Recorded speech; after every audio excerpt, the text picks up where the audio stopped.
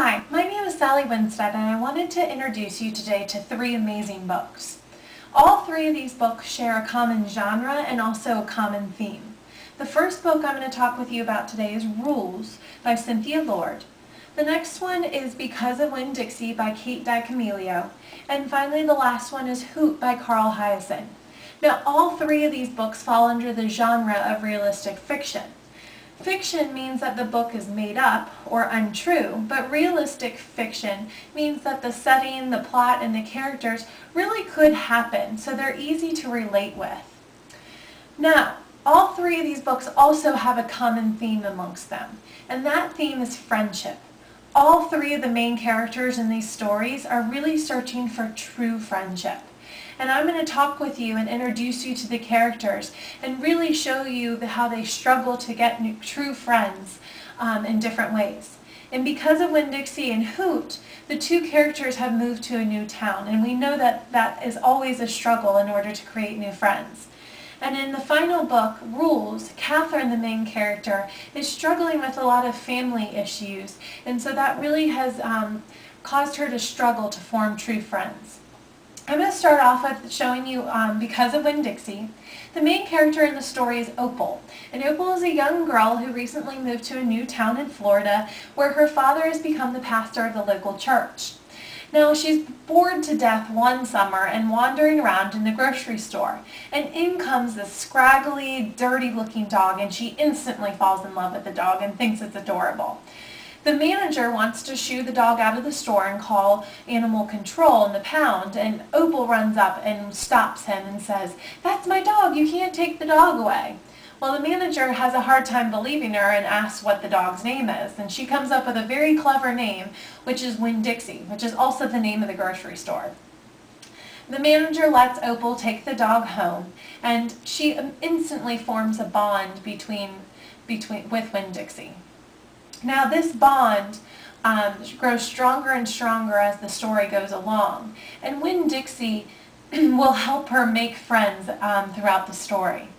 One of my favorite parts is when she first brings Winn-Dixie home and she's washing him and cleaning him up. It goes, "I started in on Winn-Dixie right away, trying to clean him up. First I gave him a bath. I used the garden hose and some baby shampoo. He stood still for it, but I could tell he didn't like it. He looked insulted. And the whole time, he didn't show his teeth or wag his tail once. After he was all washed and dried, I brushed him good. I used my own hairbrush and worked real hard at all the knots and patches of fur stuck together. He didn't mind being brushed. He wiggled his back because it felt pretty good. The whole time I was working on him, I was talking to him, and he listened. I told him how we were alike. 'See,' I said, 'you don't have a family and neither do I. I've got the preacher, of course, but I don't have a mama. I mean, I have one, but I don't know where she is. She left when I was 3 years old. I can't hardly remember her, and I bet you don't remember your mama much either. So we're almost like orphans.' Winn-Dixie looked straight at me when I said that to him, like he was feeling relieved to finally have somebody understand his situation.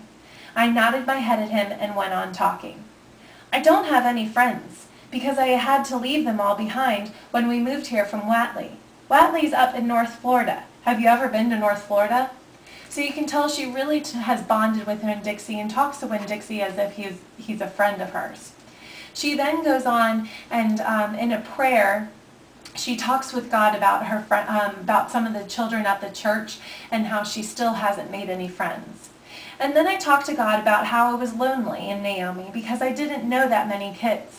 Only the ones from church, and there weren't that many kids at the open arms. Just Dunlap and Stevie Dewberry, two boys who weren't twins but looked like they were, and Amanda Wilkinson, whose face was always pinched up like she was smelling something real bad, and Sweetie Pie Thomas, who was only 5 years old and still mostly a baby. And none of them wanted to be my friend anyway because they probably thought I'd tell on them to the preacher for every little thing they did wrong, and then they would get in trouble with God and their parents. So I told God that I was lonely, even having Winn-Dixie. So you can tell that throughout the story, Opal really is struggling to form friendships. And as the story progresses, you'll see that she uses Winn-Dixie to form the friendships with a lot of the boys and girls that I mentioned in this last passage, and a lot of adults in the town as well. So that's because of Winn-Dixie. The next book I want to talk with you about is Hoot. And in this story, Roy is the new boy in town. He recently just moved to a new town and school has started up. And because he's the new kid, he automatically gets picked on, like in most cases. And one day he's riding on the bus and one of the bullies comes up and smashes his face against the window.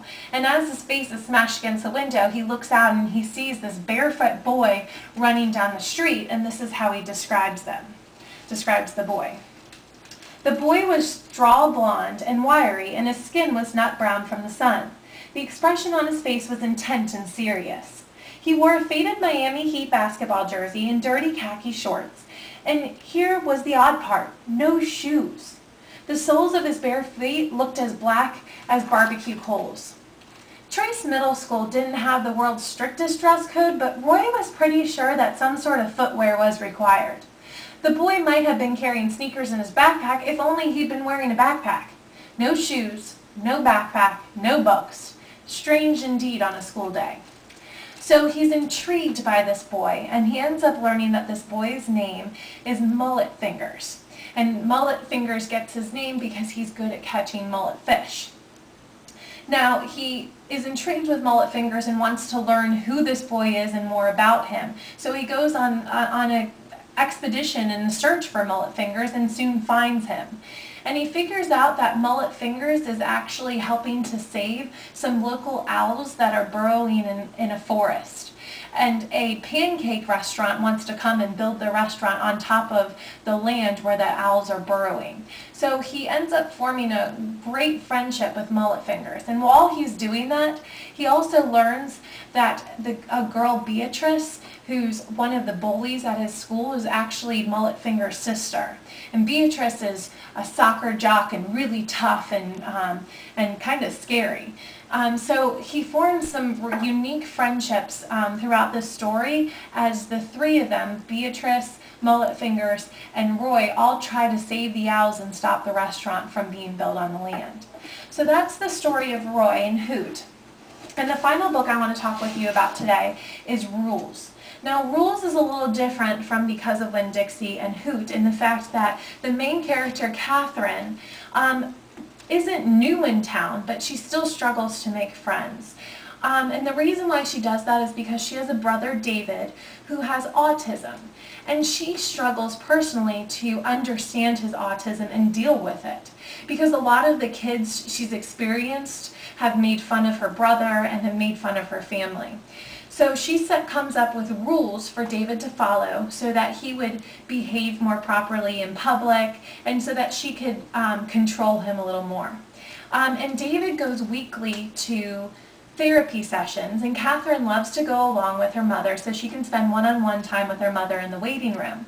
And as she's waiting in the waiting room, she notices all the people around. And one of the people she notices is a boy named Jason. And this is how she describes Jason. And there's Jason. I'm not sure how old Jason is, maybe 14 or 15, but even though he's almost grown, his mother stays with him in the waiting room. Jason can't go anywhere unless someone pushes his wheelchair. She then goes on to describe him a little further about a page later, and she says, "I don't know what's wrong with Jason, and it doesn't seem polite to ask. Whatever it is, though, it's something big. There's a tray on Jason's wheelchair, and on the tray is a communication book. At first, Jason's book seems like a big blue photograph album, but inside it's full of word cards, not photographs. Jason can't speak, but he turns the pages and touches the cards to tell his mother if he wants a drink or has to use the bathroom or is mad about something." So you can see Jason is a very unique boy, and Jason understands Catherine and David, her brother, and understands the situation that they're going through.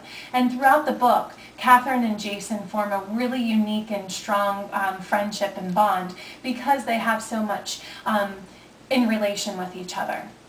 So as you can tell, these three books are amazing, and hopefully I have sparked an interest for you to pick them up and read them over the summer or at some point in the near future.